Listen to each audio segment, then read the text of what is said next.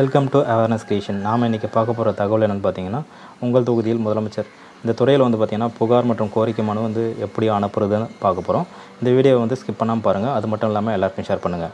இதுக்கு முன்னாடி பார்த்திங்கன்னா தமிழக அரசால் பார்த்திங்கன்னா முதலமைச்சர் தனிப்பிரிவு என்ற ஒரு அமைப்பு இருந்தது. ஸோ அதன் மூலமாக நம்ம இது வரைக்கும் பார்த்திங்கன்னா கோரிக்கை மற்றும் புகார்களை தெரிவித்திருந்தோம். தற்போது பதவியேற்றிருக்கும் திரு மு.க. ஸ்டாலின் அவர்கள் பார்த்திங்கன்னா புதிதாக ஒரு அமைப்பை ஏற்படுத்தியிருக்காரு. இந்த அமைப்புக்கு பார்த்திங்கன்னா ஒரு ஐஏஎஸ் ஆஃபீஸரை பார்த்திங்கன்னா நியமிச்சிருக்காரு. இதனோட சிறப்பு என்னென்னு பார்த்திங்கன்னா 100 நாட்களுக்குள்ளே பார்த்திங்கன்னா உங்களுடைய கோரிக்கை மற்றும் புகார் தீர்க்கப்படும் சொல்லியிருக்காங்க. இத்துறை 100 நாட்களுக்குள் நமது கோரிக்கை மற்றும் புகார்களை நிறைவேற்றும் என்ற நம்பிக்கையில் நாமும் பதிவு செய்வோம் நமது புகார் மற்றும் கோரிக்கைகள். ஓகே, எப்படி ஆன்லைனில் நம்ம அப்ளை பண்ணுறது தான் பார்க்க போகிறோம். அதுக்கு முன்னாடி நம்ம சேனலை சப்ஸ்கிரைப் பண்ணாதவங்க சப்ஸ்கிரைப் பண்ணிக்கோங்க. கூட பெல் ஐக்கனை கிளிக் பண்ணி நோட்டிஃபிகேஷன் ஹால் பட்டனை கிளிக் பண்ணிங்க. என்னுடைய பதிவு தொடர்ந்து கிடைக்கும். வாங்க வீடியோக்குள்ளே போவோம். கூகுள் க்ரோம் வெப்சைட் ஓப்பன் பண்ணிங்க. கூகுள் சர்ச்சில் சிஎம் ஹெல்ப்லைன் தமிழ்நாடுன்னு டைப் பண்ணிக்கோங்க. டைப் பண்ணிவிட்டு சர்ச் கொடுங்க. ஸோ இதோட வெப்சைட் லிங்க் பார்த்திங்கன்னா டிஸ்கிரிப்ஷன் கீழே நான் கொடுக்குறேன், நீங்கள் யூஸ் பண்ணிக்கோங்க. ஸோ தெரியாதவங்க. ஸோ இதில் பார்த்திங்கன்னா கொஞ்சம் பேக் வாங்க, கீழே வாங்க. கீழே வந்தீங்கன்னா cmhelpline.tnega.orgன்ற வெப்சைட் இருக்கும். ஜஸ்ட் அதை கிளிக் பண்ணிக்கோங்க. ஸோ கிளிக் பண்ணிவிட்டு இதில் பார்த்திங்கன்னா உங்களுக்கு தமிழ் வடிவத்துலேயும் இருக்குது, இங்கிலீஷ் வடிவத்தில் இருக்குது. டிஃபால்ட்டாக இங்கிலீஷில் இருக்குது. நீங்கள் தமிழில் வேணுன்னா மாற்றிக்கலாம். ஸோ இங்கே கிளிக் பண்ணுங்கள். ஸோ தமிழில் வேணுன்னா தமிழில் மாற்றிங்க. எல்லாருக்கும் புரியணுன்றதுக்காக தமிழில் நான் மாற்றிக்கிட்டேன். கிளிக் பண்ணிக்கிறேன். நெக்ஸ்ட்டு இங்கே உள்நுழைகன்ற ஒரு ஆப்ஷன் இருக்குது, பார்த்திங்கன்னா கிளிக் பண்ணிக்கோங்க. இங்கே பார்த்திங்கன்னா உங்களுடைய மொபைல் நம்பரை நீங்கள் என்டர் பண்ணுற மாதிரி இருக்கும். ஸோ அந்த மொபைல் நம்பரை நீங்கள் என்டர் பண்ணிக்கோங்க. ஸோ என்டர் பண்ண பிறகு நெக்ஸ்ட்டுன்ற ஒரு ஆப்ஷனை கிளிக் பண்ணுங்கள். ஸோ உங்கள் மொபைலுக்கு பார்த்திங்கன்னா ஒரு ஓடிபி ஒன்று வந்திருக்கும். அந்த ஓடிபியை பார்த்து இங்கே டைப் பண்ணுங்கள். இந்த ஓடிபி பார்த்திங்கன்னா 60 செகண்டுக்குள்ளே நீங்கள் டைப் பண்ணணும். ஸோ அதுக்கேற்ற போல் நீங்கள் உடனே டைப் பண்ணுங்கள். டிலே பண்ண தேவையில்லை, ஏன்னா மறுபடியும் ரீசெண்ட் தான் கொடுக்கணும் OTP. So okay, OTP enter பண்ண பிறகு வெரிஃபைன்ற ஒரு ஆப்ஷன் பார்த்திங்கன்னா அது கிளிக் பண்ணிக்கிங்க.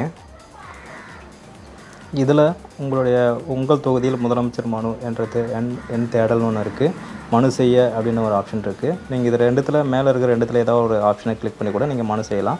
ஸோ நான் செகண்ட் இதை கிளிக் பண்ணிக்கிறேன். இதில் உங்களுடைய மொபைல் நம்பர் எதாவது ஆல்டர்னேட் மொபைல் நம்பர் இருக்கான்னு கேட்குறாங்க. இருந்தால் கொடுங்க, இல்லைனா விட்டுருங்க. அதுக்கப்புறம் பார்த்திங்கன்னா உங்களுடைய கோரிக்கை பார்த்திங்கன்னா சமூகம் சார்ந்த கோரிக்கையா இல்லை தனிப்பட்ட கோரிக்கையா, அதாவது உங்கள் சொந்தமாக, அதாவது உங்களுக்கு சமூகம் சார்ந்த கோரிக்கைன்னா பப்ளிக்னு கொடுத்துருங்க. இல்லை தனிப்பட்ட கோரிக்கைன்னா இண்டிவிஜுவல் கொடுத்துருங்க. நான் பப்ளிக்னு கொடுத்துட்டேன். அப்புறம் இங்கே குறையோட விவரங்கள் கேட்டிருக்காங்க.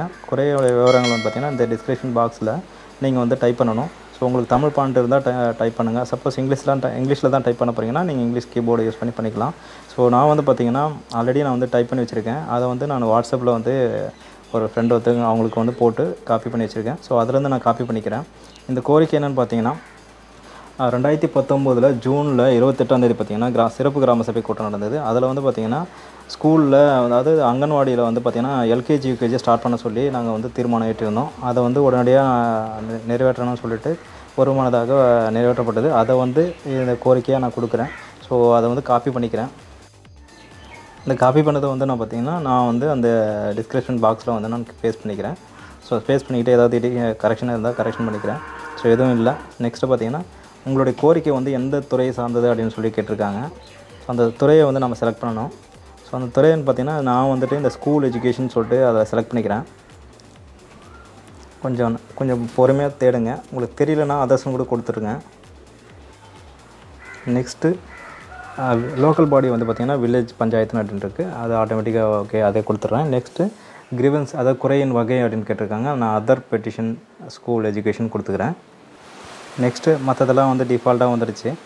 அடுத்தபடியாக பார்த்தோன்னா நம்ம என்ன பண்ணணும்னா நம்மளுடைய மாவட்டத்தை செலக்ட் பண்ணணும். ஸோ நம்மளுடைய மாவட்டம் என்ன மாவட்டமோ அதை கரெக்டாக செலக்ட் பண்ணிக்கிங்க.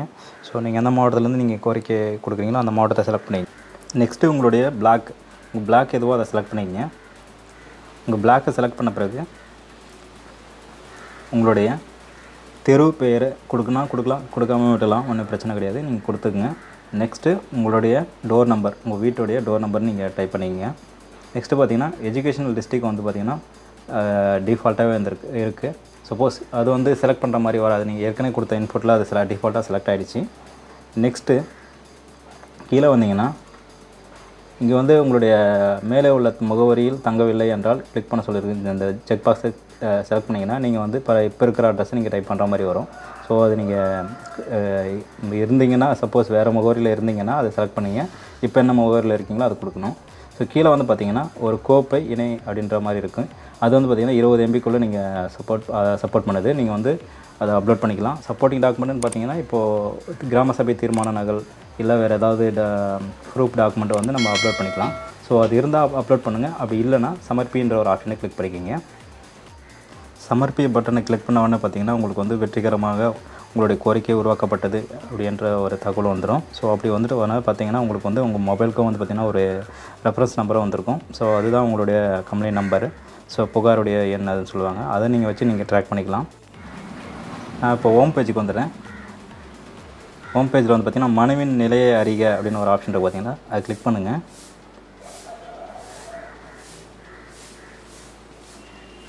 ஸ்லோவாக இருக்குது, கொஞ்சம் வெயிட் பண்ணுங்கள். இதில் வந்து பார்த்திங்கன்னா நம்ம லாஸ்ட்டாக கொடுத்த பெட்டிஷன் நம்பரு எல்லாம் டீட்டெயிலும் இருக்குது. அது இல்லாமல் நிலைமை என்ன, ஓப்பனில் இருக்கிறது எத்தனை, ஆறு இருக்குது, மூடப்பட்டது எத்தனை, அதாவது க்ளோஸ் பண்ணது எத்தனை, அப்புறம் நிறுத்தி வைக்கப்பட்டது எத்தனை, எல்லா டீட்டெயிலும் இருக்குது. ஸோ இது அந்த கம்ப்ளைண்ட் நம்பருக்கு நேரம் நாம் கிளிக் பண்ணால் அதோட டீட்டெயில் ஃபுல்லாக வந்துடும். ஜஸ்ட் அதை கிளிக் பண்ணுறேன். ஸோ அந்த கம்ப்ளைண்ட் டீட்டெயிலில் என்ன பதில் வந்திருக்கு என்ற டீட்டெயிலாம் வரும். அதுக்கப்புறமா பார்த்திங்கன்னா இதுக்கான காலக்கெடும் வந்து பார்த்திங்கன்னா லெஃப்ட் சைடில் கொடுத்துருக்காங்க. வந்து மே 25 காலக்கெடு வந்து பார்த்திங்கன்னா மே 25ன்னு சொல்லியிருக்காங்க. அவ்வளோதான் நண்பர்களே. இது போல் உங்களுடைய கோரிக்கை மற்றும் புகார்களை தெரிவிக்கலாம். ஸோ இந்த வீடியோ எல்லாருக்கும் பிடிச்சிருக்குன்னு நினைக்கிறேன். பிடிச்சிருந்தால் லைக் பண்ணுங்கள், ஷேர் பண்ணுங்கள். அடுத்த ஒரு நல்ல ஒரு காணொளியில் சந்திப்போம். நன்றி, வணக்கம்.